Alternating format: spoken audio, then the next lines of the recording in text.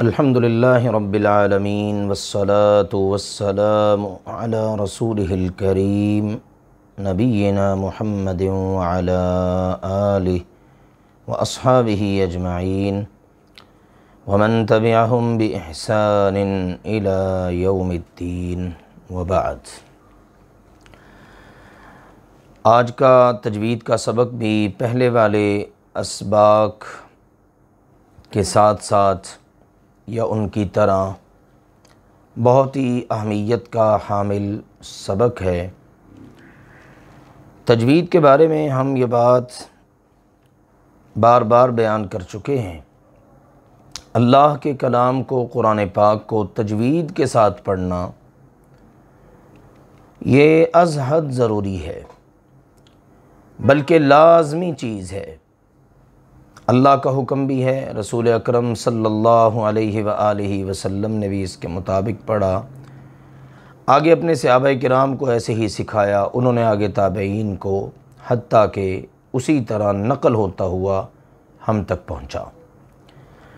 ہم چونکہ عجمی لوگ ہیں، عربی زبان سے اتنی واقفیت نہیں، لہٰذا ہمیں ایسے اسلوب کو سمجھنا، پڑھنا، دیکھنا، سیکھنا ضروری ہے کہ جس کے مطابق ہم اللہ کے کلام کو جیسے اتارا گیا ہے ویسے ہی پڑھنے میں کامیاب ہو جائیں، کیونکہ اجر تبھی ملے گا، ثواب تبھی ملے گا جب ہم اللہ کا قرآن ویسے پڑھیں جیسے اللہ نے اس کو اتارا ہے۔ لہٰذا اللہ تعالیٰ نے چونکہ اتارا ہے تجوید کے ساتھ، لہٰذا اس کو تجوید کے ساتھ پڑھنے سے ہی ہمیں اجر اور ثواب ملے گا۔ تو آئیے، آج کا سبق ہے ہمارا حروف کو موٹا اور باریک پڑھنے کا بیان۔ کون سے حروف ہیں جن کو آپ نے موٹا پڑھنا ہے ہر حالت میں؟ اس کی 3 صورتیں اور 3 قسمیں کہہ لیجئے۔ بعض حروف تو ایسے ہیں جن کو آپ نے ہر صورت میں موٹا کر کے پڑھنا ہے، ان کو آپ نے باریک نہیں پڑھنا۔ پھر بعض حروف ایسے ہیں جن کو بعض حالتوں میں آپ نے موٹا پڑھنا ہے اور بعض حالتوں میں باریک پڑھنا ہے۔ تیسری قسم کے حروف وہ ہیں جن کو آپ نے ہر حال میں باریک پڑھنا ہے۔ تو یہ ہے طریقہ کار۔ ہم ان حروف کو انشاءاللہ تعالیٰ اس سبق میں پڑھیں گے جن کو ہم نے موٹا کر کے پڑھنا ہے۔ تو آئیے، ایسے حروف 7 ہیں، 7، صرف 7 حروف ہیں جن کو آپ نے ہمیشہ ہر صورت میں موٹا کر کے پڑھنا ہے۔ وہ 7 حروف یہ ہیں: خ، صاد، ضاد، غین، طا، ظا، قاف۔ یہ ہیں 7 حروف۔ اہل علم و فن نے ان 7 حروف کو ایک جملے میں جمع کر دیا ہے تاکہ ان کو یاد رکھنا آسان ہو۔ فرماتے ہیں خص ضغط قض، خص ضغط قض، یہ 7 حروف کا مجموعہ ہے۔ ان حروف کو حروف مستعلیہ کہتے ہیں۔ مستعلیہ علو سے ہے، علو کا مطلب ہے بلندی۔ آپ نے ان کو پڑھتے وقت بلندی کی طرف بڑھنا ہے، اونچائی کی طرف، علو، یعنی آپ نے ان کو موٹا کر کے پڑھنا ہے، بلندی کی طرف اپنے آپ کو بڑھاتے ہوئے، یا اپنے منہ سے اس انداز میں ان کو ادا کرنا ہے، معلوم یہ ہو کہ آپ ان کو اونچا، بلند اور موٹا کر کے پڑھ رہے ہیں۔ تو یہ ہیں 7 حروف جن کو آپ نے ہمیشہ موٹا پڑھنا ہے۔ اب ہم ان کی مشق کرتے ہیں تاکہ ہمیں اندازہ ہو سکے کہ ہم ان حروف کو کس حد تک موٹا کر کے پڑھتے ہیں۔ پہلے آپ سن لیجئے، پھر اس کے بعد انشاءاللہ تعالی میرے پیچھے پیچھے آپ ان کو پڑھ کر مشق کر لیجئے۔ سب سے پہلا حرف ہے خ۔ خ، خ کو اب کیسے ادا کریں گے؟ سنیے، یخشا، یخ، یخ۔ اب اس کو یخشا، یخ ایسے نہیں پڑھنا، باریک کر کے نہیں پڑھیں گے۔ باریک پڑھیں گے تو یہ غلط ہو جائے گا، کیونکہ ہم نے یہ پڑھ لیا ہے خا ان حروف میں سے ہے جن کو ہم نے ہر حالت میں ہمیشہ موٹا کر کے پڑھنا ہے۔ جی آئیے پڑھتے ہیں اب۔ یخشا، خوف، خالد یا خالد، دخل، خشیت۔ تو ان تمام مثالوں میں خا استعمال ہوئی، اور خا کن حروف میں سے ہے جن کو ہم نے موٹا کر کے پڑھنا ہے۔ اب سنیے میں پڑھتا ہوں، یخشا، خوف، خالد، دخل، خشیت۔ ایک بات یاد رہے کہ جس حرف کو موٹا کرنا ہے بس اسی کو کرنا ہے، اس سے پہلے والا بعد والا وہ موٹا نہ ہونے پائے۔ جیسے دخل ایسے پڑھ دیں، یہ غلط ہو جائے گا، لام تو موٹا کیے جانے والے حروف میں سے ہے ہی نہیں، آپ نے صرف خا کو، نہ دال کو موٹا کرنا نہ لام کو۔ اسی طرح سے دیگر کلمات میں۔ جی صاد، وہ جو میں نے آپ کو ترتیب بتائی اسی کے مطابق ان حروف اور ان کی مثالوں کا ذکر ہے۔ صاد، صبر، اب اس کو صبر نہیں پڑھنا، غلط ہو جائے گا، کیونکہ صاد کے بارے میں ہم نے جان لیا ہے اس کو ہمیشہ موٹا پڑھنا ہے۔ صبر، صوت، قصر، اخلاص۔ اب اخلاص میں کتنے حروف ہیں جن کو موٹا کر کے پڑھنا ہے؟ 2، خا اور صاد۔ اب ان دونوں کو ہم نے موٹا کر کے پڑھنا ہے، لیکن ایسا نہ ہو کہ لام کو بھی موٹا کر، اخلاص، یہ غلط ہو جائے گا۔ اخلاص، صامت، یہ ہو گئی مثالیں صاد کی۔ ضاد، خوب موٹا کر کے اس کو پڑھنا ہے، اور اس کے بارے میں ہم نے الحمدللہ تسلی سے پڑھ لیا ہے۔ ضاد، ضرب، ضرب، را کو بھی موٹا کر رہا ہوں، یہ آگے چل کے انشاءاللہ بتائیں گے ہم کہ را کو موٹا کیوں کیا جا رہا ہے۔ ابھی ہم نے صرف فوکس کرنا ہے ان حروف پر جن کا بیان چل رہا ہے۔ جی سنیے، ضرب، وضع، واو کی ادائیگی پچھلے سبق میں گزری ہے، واو جیسے ادا کرنی ہے ویسے ہی ادا کریں، ہونٹوں کو مکمل گول کر کے، اور ضاد موٹا کر کے، عین اس کی ادائیگی۔ جی وضع، عرض، عرض، پھر دیکھیے را کو بھی موٹا کر رہا ہوں اور ضاد کو بھی، عرض، مریض، عریض۔ تو یہ ہیں 3 حرف، باقی کے جو حرف ہیں انشاءاللہ تعالی ان کا بیان ہم اللہ کی توفیق سے اگلی کلاس میں کریں گے۔ آج انشاءاللہ تعالی ان 3 حروف کو ہی یاد رکھیں گے اور ان کے مطابق اللہ کی توفیق سے ہم تلاوت کریں گے۔ آج ہمارے سبق میں سورۃ الہمزہ، یہ صورتیں ہم نے تلاوت کے طور پر شروع کی ہیں کیونکہ آخری صورتیں چھوٹی اور عام طور پر نمازوں میں پڑھی جاتی ہیں۔ اگر ممکن ہو سکے تو ان کو ہم ساتھ ساتھ زبانی بھی یاد کر لیں، ایک ایک آیت کر کے، ایک ایک صورت کر کے، جتنی جتنی اللہ تعالیٰ استطاعت دے، ساتھ ساتھ تلفظ بھی ٹھیک ہوتا جائے اور ساتھ ساتھ ہمیں یاد بھی ہوتی چلی جائیں۔ اعوذ باللہ من الشیطان الرجیم، بسم اللہ الرحمن الرحیم، ویل لکل ہمزۃ لمزہ،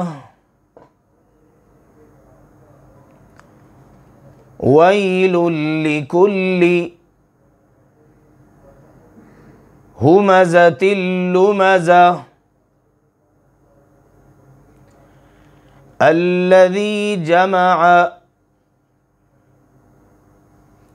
مالا وعددہ الذی جمع مالا وعددہ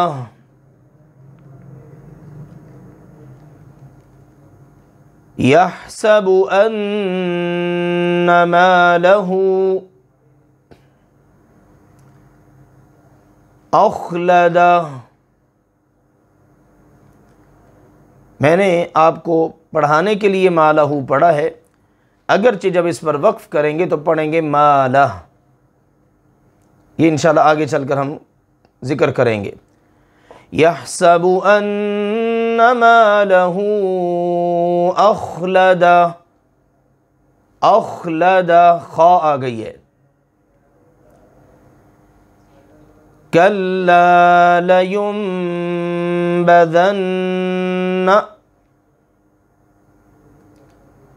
فی الحطمہ، کلا لینبذن فی الحطمہ وما ادراک ما الحطمہ نار اللہ الموقدہ التي تطلع على الأفئدة إنها عليهم مؤصدة في عمد ممددة۔ اب دیکھیے اس سورہ مبارکہ میں بھی ہمارے کتنے سارے سبق کی دہرائی ہو جاتی ہے۔ ویل، واو آ گئی، واو کی ادائیگی کا خیال کرنا ہے۔ یا کون سی ہے؟ یا لین، وی، وے نہیں پڑھنا، وی، ویل لکل، کاف آ گئی، کاف اور قاف کا فرق۔ ہمزۃ، ہا آ گئی، پھر آگ دیکھیے زا آ گئی، زا کے ساتھ ملتے جلتے حروف۔ الذی، ذال آ گئی، جمع، عین، عین اور حمزہ کا فرق۔ تو یوں اللہ کی توفیق سے جب ہم دیکھیں گے تو ہمارے بہت سارے سبق کی روزانہ کی بنیاد پر دہرائی ہو جاتی ہے۔ لیجیے سنیے، بسم اللہ الرحمن الرحیم، ویل لکل ہمزۃ لمزہ الذی جمع مالا وعددہ یحسب ان مالہ اخلدہ کلا لینبذن فی الحطمہ وما ادراک ما الحطمہ نار اللہ الموقدہ التي تطلع على الأفئدة إنها عليهم مؤصدة في عمد ممددة۔ اللہ سبحانہ و تعالی ہمیں کما حق ہو قرآن پاک کی تلاوت کرنے اور پھر اس کو صحیح طور پر سمجھ کر پڑھنے کی توفیق عطا فرمائے۔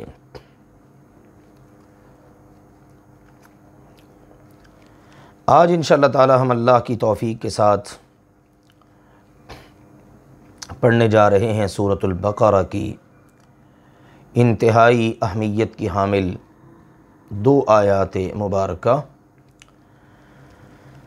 جن میں اللہ سبحانہ و تعالی نے بڑی ہی شاندار باتیں ارشاد فرمائی ہیں۔ آیت نمبر 23 اور 24 اللہ تعالیٰ کا فرمان ہے، وَإِن كُنتُمْ فِي رَيْبٍ مِّمَّا نَزَّلْنَا عَلَىٰ عَبْدِنَا فَأْتُوا بِسُورَةٍ مِّن مِّثْلِهِ وَادْعُوا شُهَدَاءَكُم مِّن دُونِ اللَّهِ إِن كُنتُمْ صَادِقِينَ فَإِن لَّمْ تَفْعَلُوا وَلَن تَفْعَلُوا فَاتَّقُوا النَّارَ الَّتِي وَقُودُهَا النَّاسُ وَالْحِجَارَةُ اعدت للکافرین۔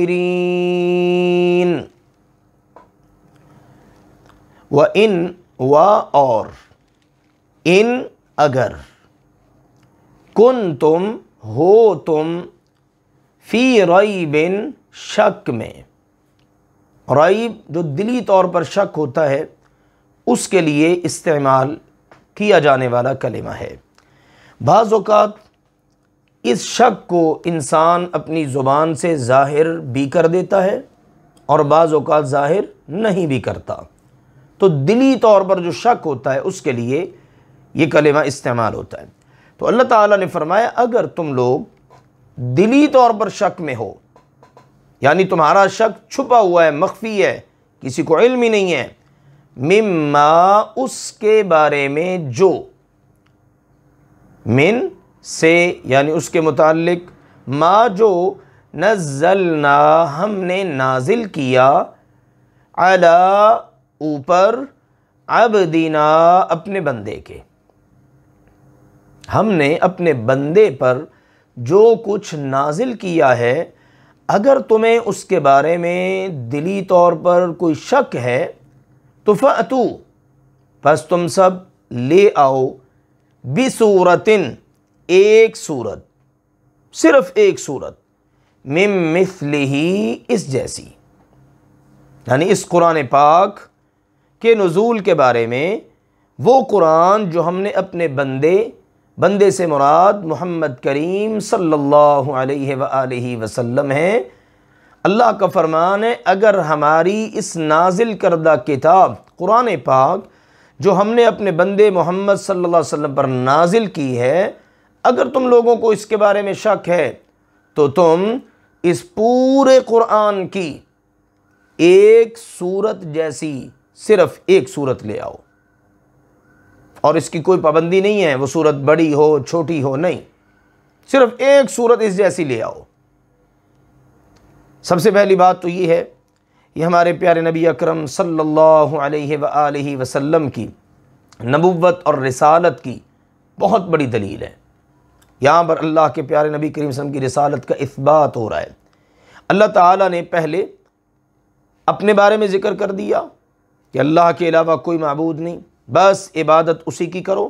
اب اللہ سبحانہ و تعالیٰ نے اپنے پیارے نبی کریم صلی اللہ علیہ وآلہ وسلم کی نبوت اور رسالت کو ثابت کرنے کے لیے یہ آیات مبارکہ ارشاد فرمائی ہیں، اور یہ بات واضح کر دی کہ اگر یہ قرآن پاک تمہارے گمان کے مطابق اللہ کے علاوہ کسی اور کی طرف سے ہے، اور محمد صلی اللہ علیہ وسلم معاذ اللہ تمہیں اپنی طرف سے سنا کر یا کسی کی طرف سے سنا کر اللہ کی طرف منسوب کر رہے ہیں، اور تم سمجھتے ہو یہ اللہ کی طرف سے نہیں ہے، تو جاؤ اس قرآن پاک میں سے کسی ایک سورت کو لے لو اور اس جیسی صرف ایک سورت بنا کر لے آؤ۔ کتنا بڑا چیلنج اللہ سبحانہ و تعالیٰ کی طرف سے، اور اللہ سبحانہ و تعالیٰ نے اس طرح کے چیلنج مکی اور مدنی دونوں صورتوں کے اندر دیے ہیں۔ مکی آیات بھی بہت ساری ہیں، مثال کے طور پر سورۃ القصص میں اللہ تعالیٰ نے کافروں کو چیلنج دیا، قُلْ فَأْتُوا بِكِتَابٍ مِّنْ عِنْدِ اللَّهِ هُوَ أَهْدَىٰ مِنْهُمَا أَتَّبِعْهُ إِن كُنتُمْ صَادِقِينَ، میرے پیغمبر ان سے فرما دیجئے تم اللہ کی طرف سے اگر لا سکتے ہو نا تو ایک کتاب لے آؤ، تم جو کہتے ہو یہ اپنے پاس سے بنا رہا ہے اور یہ اللہ کی طرف سے نہیں ہے، یہ جو کہہ رہا ہے ہم بھی کہہ سکتے ہیں، تو تم لا کے دکھا دو ایک کتاب جو اس سے زیادہ ہدایت والی ہو، اور سنو اتبعہ، میں اس کی پیروی کروں گا، اگر تم سچے ہو تو کر کے دکھاؤ۔ کتنی خوبصورت بات ہے، اپنے مقام پر اس کا ذکر آئے گا، لیکن یہاں صرف یہ بتانا مقصود ہے کہ اللہ سبحانہ و تعالیٰ نے چیلنج دلوایا کہ کتاب لے آؤ۔ پھر بعد میں دوسرے مقام پر سورہ ہود میں ذکر ہے، اللہ تعالیٰ نے کہا فَأْتُوا بِعَشْرِ سُوَرٍ مِثْلِهِ مفتریات، تم کہتے ہو قرآن گھڑا ہوا ہے، کسی اور کی طرف سے ہے، چلو یہ تو 114 صورتیں ہیں نا، تم صرف 10 صورتیں اس جیسی بنا کے لے آؤ۔ پھر اللہ تعالیٰ نے فرمایا سورہ یونس میں کہ فَأْتُوا بِسُورَةٍ مِثْلِهِ، ایک صورت اس جیسی بنا کر لے آؤ۔ اسی طرح سے اللہ تعالیٰ کی طرف سے یہ چیلنج مدنی آیات میں بھی ہے، ان آیات میں سے ایک آیت یہ ہے جو آج اللہ کے فضل و کرم سے سبق میں ہم پڑھ رہے ہیں۔ اللہ تعالیٰ نے فرمایا اگر تمہیں ہمارے بندے محمد کریم صلی اللہ علیہ وسلم پر نازل ہونے والے ہمارے کلام قرآن پاک کے بارے میں شک ہے تو تم اس جیسی صرف ایک صورت لے آؤ۔ تو یہ اللہ کے پیارے نبی کریم صلی اللہ علیہ وآلہ وسلم کی نبوت و رسالت کی ایک واضح دلیل ہے۔ اور یہاں پر ایک اور بات بھی سمجھ لیجئے، جہاں جہاں اللہ کے نبی کریم صلی اللہ علیہ وسلم کے بڑے بڑے مناصب عالیہ کا ذکر ہوا ہے، اللہ تعالیٰ نے وہاں پر آپ کی صفت عبد ہونا ذکر کی ہے۔ عبد ہونا، اسراء اور معراج کا واقعہ بڑا ہی شاندار ہے۔ اللہ تعالیٰ نے زمین سے زمین کا سفر، پھر زمین سے 7 آسمانوں کا سفر، بڑا زبردست معجزہ ہے۔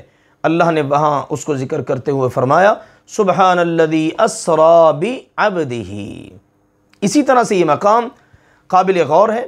اللہ سبحانہ و تعالی نے واضح کر دی ہے یہ بات کہ ہم نے اپنے بندے محمد کریم صلی اللہ علیہ وسلم پر اپنا کلام اتارا ہے، لہٰذا یہ عقیدہ رکھنا ضروری ہے کہ محمد مصطفیٰ صلی اللہ علیہ وسلم اللہ کے بندے ہیں، لیکن ساری کائنات کے سارے بندوں میں سے سب سے عظیم المرتبت ہیں۔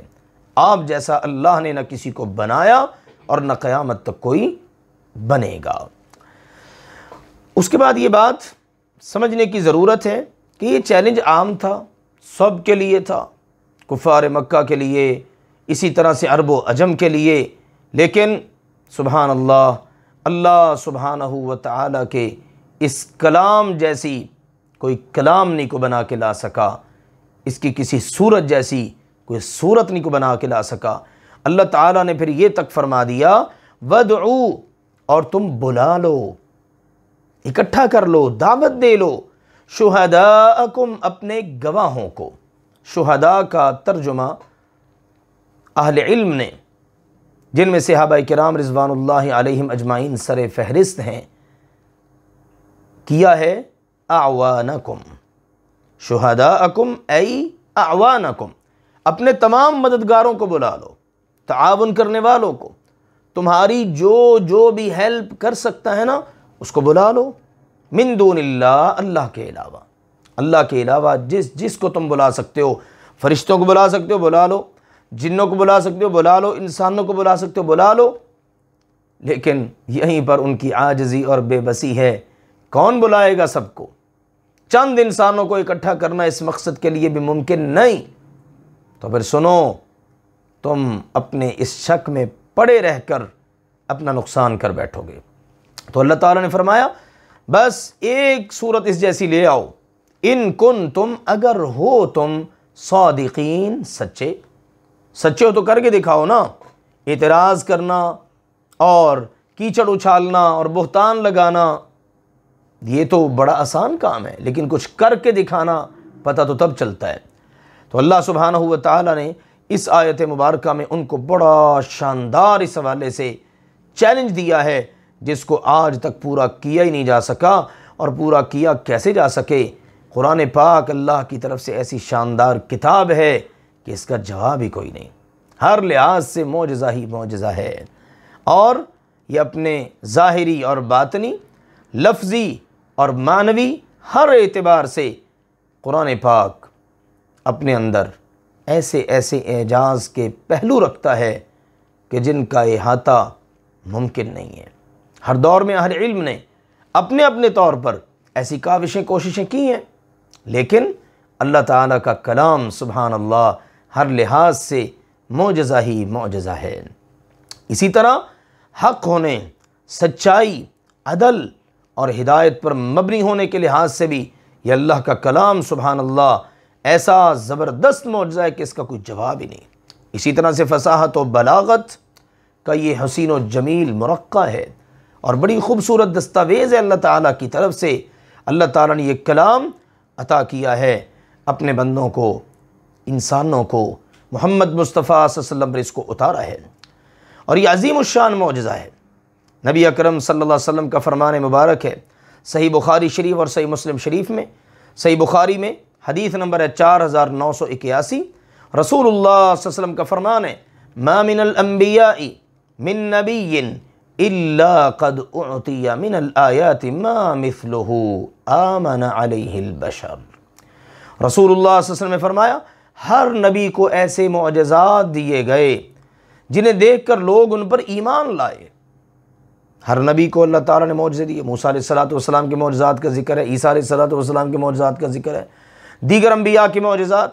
تو ہر دور میں اللہ نے اپنے نبی کو معجزات دیے جو اپنی قوم کے سامنے پیش فرماتے تو لوگ ان پر ایمان لے آتے۔ آپ نے فرمایا وَإِنَّمَا كَانَ الَّذِي أُوتِيتُ وَحْيًا أَوْحَى اللَّهُ إِلَيَّ۔ سنو، اللہ نے مجھے جو معجزہ دیا ہے نا وہ وہی ہے جو اللہ تعالیٰ نے میری طرف کی ہے۔ سبحان اللہ۔ تو یہ قرآن کیا ہوا؟ بہترین اور عظیم الشان معجزہ۔ اور آپ علیہ السلام نے اسی لیے فرمایا فَأَرْجُو أَنْ أَكُونَ أَكْثَرَهُمْ تَابِعًا يَوْمَ الْقِيَامَةِ۔ مجھے یقین ہے کہ قیامت کے دن سب سے زیادہ پیروکار وہ میرے ہوں گے، تمام نبیوں سے بڑھ کر پیروکار محمد مصطفیٰ صلی اللہ علیہ وسلم کے ہوں گے۔ تو یہ ہے عظیم الشان معجزہ۔ اسی لیے اہل علم نے فرمایا جو آپ نے کہا نا وَإِنَّمَا كَانَ الَّذِي أُوتِيتُ وَحْيًا، اس کا مفہوم یہ ہے کہ انبیاء کرام کی نسبت مجھے جس خاص معجزے سے سرفراز فرمایا گیا ہے وہ قرآن پاک ہے، وہ وحی ہے جس کے مقابلے سے ساری انسانیت عاجز اور قاصر ہے۔ سبحان اللہ۔ تو یہ ہے اللہ تعالیٰ کی طرف سے آنے والا عظیم الشان معجزہ۔ اللہ سبحانہ و تعالیٰ نے ارشاد فرمایا فَإِن لَمْ تَفْعَلُوا وَلَن تَفْعَلُوا، فَپس ان اگر لم تفعلوا تم نہ کر سکو، وَلَن تَفْعَلُوا اور ہرگز کر بھی نہیں سکو گے۔ اللہ کو تو پتہ ہے کون کرے گا، کون اللہ تعالیٰ کی بیان کردہ ایک سورت جیسی، 10 آیات جیسی یا ایک آیت جیسی بھی بنا کے لا کے دکھا دے، ممکن ہی نہیں۔ اس لیے اللہ نے فرمایا پس اگر تم نہ کر سکو، اور سنو تم ہرگز کر بھی نہیں سکو گے۔ خالق اور مخلوق کے کلام کا بڑا فرق ہے۔ خالق کے کلام جیسا مخلوق کر لے بنا لے ممکن ہی نہیں۔ تو پھر سنو فاتقوا، پس تم بچو، ڈرو، اپنے آپ کو بچاؤ، النار آگ سے، التی وہ آگ، وقودہا کہ اس کا ایندھن، الناس انسان ہوں گے، والحجارۃ اور پتھر ہوں گے۔ پھر اپنا دامن اس آگ سے بچانے کی کوشش کرو، پھر اپنے آپ کو اس آگ سے بچاؤ اور اس کی کوشش کرو کہ جس کا ایندھن انسان اور پتھر ہوں گے۔ انسان تو بعد ہیں، نافرمان، کافر لوگ، اللہ کے منکر، اور اسی طرح سے دیگر جو اللہ تعالیٰ کو ناراض کرنے والے، ظالم وغیرہ۔ اور پتھر، اس سے کیا مراد ہے؟ پتھر سے مراد اہل علم نے ذکر کیا ہے بتوں اور مجسموں کے وہ پتھر جن کی پوجا کی جاتی تھی یا جن کی پوجا کی جاتی ہے، اس لیے کہ اللہ تعالیٰ کا فرمان ہے انکم وما تعبدون من دون اللہ حسب جہنم۔ اے اللہ کو چھوڑ کر اوروں کی عبادت کرنے والوں سنو، یقیناً تم اور جن کی تم اللہ کے علاوہ عبادت کرتے ہو وہ سب جہنم کا ایندھن ہے۔ تو وہ پتھر مراد ہیں۔ تو اللہ سبحانہ و تعالیٰ نے واضح کر دیا کہ اعدت تیار کی گئی ہے وہ جہنم للکافرین، کافروں کے لیے۔ اب یہاں پر ایک اہم عقیدے کی بات بھی سن لیجئے کہ جہنم اب بھی موجود ہے۔ یہ اعدت کا کلمہ بتا رہا ہے تیار کی گئی، تیار کی گئی ہے، اور جس چیز کو تیار کر دیا گیا ہے وہ موجود ہی ہے۔ لہٰذا جنت بھی موجود ہے، جہنم بھی موجود ہے۔ کہاں ہے؟ اللہ کو علم ہے۔ نبی اکرم صلی اللہ علیہ وسلم نے اسی لیے اپنی احادیث میں اس عقیدے کو واضح کیا ہے کہ جہنم موجود ہے۔ آپ نے فرمایا تحاجت الجنت والنار، جنت اور جہنم کا آپس میں جھگڑا ہوا، مکالمہ ہوا، گفتگو ہوئی، بات چیت ہوئی۔ اور اس کی تفصیلات کتب احادیث کے اندر موجود ہیں، رسول اللہ صلی اللہ علیہ وسلم کو بیان کیا ہے۔ یہ صحیح بخاری شریف کتاب التفسیر میں حدیث نمبر 4850 ہے۔ ایک اور حدیث میں رسول اللہ صلی اللہ علیہ وسلم نے فرمایا اشتکت النار الی ربہا، آگ نے، جہنم نے اپنے رب کی بارگاہ میں شکایت کی، فقالت، کہنے لگی، ربی، اے میرے رب، اکل بعضی بعضا، میرا بعض حصہ بعض حصے کو کھائے جا رہا ہے، اس قدر شدت ہے آگ میں۔ فأذن لها بنفسین، اللہ تعالیٰ نے اس کو 2 سانس لینے کی اجازت دے دی، نفس فی الشتاء و نفس فی الصیف، فرمایا رسول اللہ صلی اللہ علیہ وسلم نے ایک سانس سردی کے موسم میں اور ایک سانس گرمی کے موسم میں، یہ 2 سانس لینے کی رسول اللہ صلی اللہ علیہ وسلم نے اس کو اجازت دے دی۔ یہ جو انتہا کی شدت کی سردی ہوتی ہے یہ ابھی جہنم کی آگ کا ایک سانس ہے، انتہا کی شدت کی گرمی ہوتی ہے جہنم کی آگ کا ایک سانس ہے۔ صحیح بخاری شریف میں یہ حدیث موجود ہے، 3260 نمبر حدیث۔ اسی طرح سے رسول اللہ صلی اللہ علیہ وسلم نے ایک بار بہت زوردار آواز سنی، جیسے کوئی چیز گرتی ہے، تو آپ نے پوچھا اتدرون ما ھذا، تم لوگوں نے بھی آواز سنی ہے، جانتے ہو یہ کیا ہے؟ تو لوگوں نے کہا اللہ اور اس کا رسول ہی بہتر جانتے ہیں، اللہ اور اس کے رسول کو علم ہے۔ تو رسول اللہ صلی اللہ علیہ وسلم نے فرمایا ھذا حجر رمی بہ فی النار، یہ ایک پتھر ہے جس کو جہنم میں پھینکا گیا، کب؟ منذ 70 خریفا، 70 سال پہلے، 70 سال پہلے اس پتھر کو جہنم میں پھینکا گیا۔ فَهُوَ يَهْوِي فِي النَّارِ الْآن، تو آپ علیہ الصلوۃ والسلام نے فرمایا وہ مستقل جہنم کے اندر گرتا چلا گیا، الآن، اب تک، یعنی 70 سال پہلے گرایا گیا اور اب تک وہ گرتا چلا گیا، حتی انتہا الی قعرہا، اور اب جا کر وہ اس کے پیندے میں، یعنی اس کے بالکل آخر میں جا کر زمین پر جا گرا ہے، اس کی تہ میں اب جا کر گیا ہے۔ کتنی گہری ہے جہنم! تو ان دلائل سے بات ثابت ہوئی، حدیث صحیح مسلم شریف میں ہے، صحیح مسلم شریف میں حدیث نمبر 2844۔ تو بتانے کا مقصد یہ ہے کہ ہمارا اس بات پر یقین اور ایمان ہونا چاہیے کہ جنت بھی موجود ہے، جہنم بھی موجود ہے۔ اللہ تعالی ہم کو اپنی جنت میں داخل ہونے والے خوش نصیبوں میں شامل فرما لے، جہنم کے اللہ سبحانہ و تعالی ہمیں ہر قسم کے عذاب سے ہمیشہ اپنی پناہ میں رکھے۔ وَإِن كُنتُمْ فِي رَيْبٍ مِّمَّا نَزَّلْنَا عَلَىٰ عَبْدِنَا، اور اگر تمہیں اس چیز کے بارے میں جو ہم نے اپنے بندے صلی اللہ علیہ وسلم پر نازل کی ہے شک ہے، فَأْتُوا بِسُورَةٍ مِّن مِّثْلِهِ، تو اس جیسی صرف ایک صورت لے آؤ، وَادْعُوا شُهَدَاءَكُم مِّن دُونِ اللَّهِ إِن كُنتُمْ صَادِقِينَ، اور اللہ کے علاوہ جتنے تمہارے مددگار معاون ہیں سب کو بلا لو، اگر تم سچے ہو تو کر کے دکھاؤ۔ فَإِن لَّمْ تَفْعَلُوا، اور سنو اگر تم یہ نہ کر سکو، وَلَن تَفْعَلُوا، اور تم کر بھی نہیں سکو گے، فَاتَّقُوا النَّارَ الَّتِي وَقُودُهَا النَّاسُ وَالْحِجَارَةُ، تو پھر اپنے آپ کو اس آگ سے بچاؤ، اس جہنم سے کہ جس کا ایندھن انسان اور پتھر ہوں گے، اعدت للکافرین، وہ کافروں کے لیے تیار کی گئی ہے۔ سبحانک اللہم وبحمدک، نشہد ان لا الہ الا انت، نستغفرک ونتوب الیک۔